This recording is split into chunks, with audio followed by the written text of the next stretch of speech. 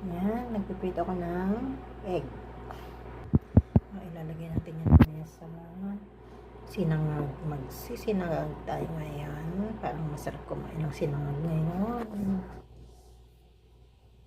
Wait ko lang na maluto, ha? At hihiwa-hiwain natin yan mamaya. Ayan, pisahan na natin ang ating sinangag. Starting sa bawang. Sarap to yung medyo brown na siya. Crispy. Yan, medyo okay na ang ating bawang. Sama na natin si egg. At nilagyan ko rin siya ng pastil. Chicken pastil. Yan.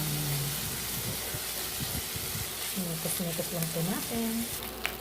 Ngayon, nilagay ko na rin ang ating rice na lamig. Yan yung masarap na pang sinangag yung mga tira-tirang kanin.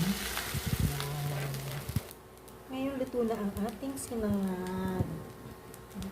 Sarap yan. Tapos may piniritong danggit. Wow! Hanggang dito na lang po. Bye!